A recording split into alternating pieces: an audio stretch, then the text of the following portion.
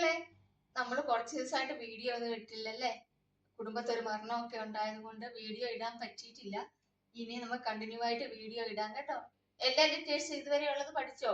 എല്ലാ സബ്ജക്റ്റിന്റെയും പഠിച്ചോ? പഠിച്ചു എന്ന് വിശ്വസിക്കുന്നു. മലയാളം ലിറ്റററി നമ്മൾ എവിടം വരെ പഠിച്ചു? താ ഖ ഗ വരെ പഠിച്ചല്ലേ.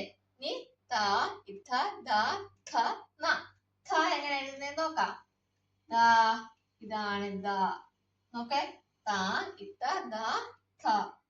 ഒന്നുമില്ല മക്കളെ, കണ്ടോ? നമ്മള് ഇങ്ങനെ ഫസ്റ്റ് ഇങ്ങനെ എഴുതുക, എന്നിട്ട് അതിൽ കൂടെ തന്നെ താഴോട്ട് വന്ന് ഒന്നും കൂടെ അങ്ങനെ എഴുതുക. അതായത് നമ്മൾ യു പഠിച്ചില്ലേ, നമ്മൾ ഇംഗ്ലീഷ് സെക്ഷനിൽ യു പഠിച്ചില്ലേ.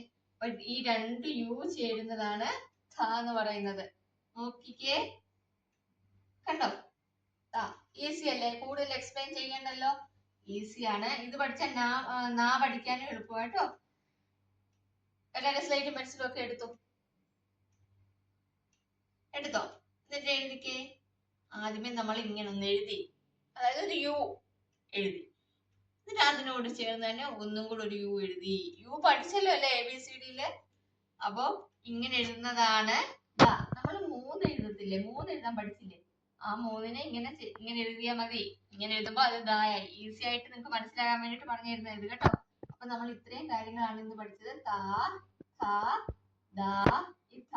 മക്കൾക്ക് ഇത് ഈസി ആയതുകൊണ്ട് അധികം എക്സ്പ്ലെയിൻ ചെയ്യുന്നില്ല. നിങ്ങൾക്ക് കൂടുതൽ ക്ലാസ്സുകൾ വേണമെങ്കിൽ നിങ്ങൾ കമന്റ് ചെയ്യുക. നമുക്ക് വെക്കേഷൻ ക്ലാസ് സ്റ്റാർട്ട് ചെയ്തിട്ടുണ്ട്. കുറഞ്ഞ റേറ്റിലാണ് എല്ലാ സബ്ജക്റ്റിനും ഉള്ളത്. ഒരു പാക്കേജ് ആയിട്ടാണ്. അതായത് ഹിന്ദി, ഇംഗ്ലീഷ്, മലയാളം എല്ലാം ബേസിക് ലെറ്റേഴ്സ് കൂട്ടി വായിക്കാനും ഒക്കെ പഠിപ്പിക്കുന്നുണ്ട്.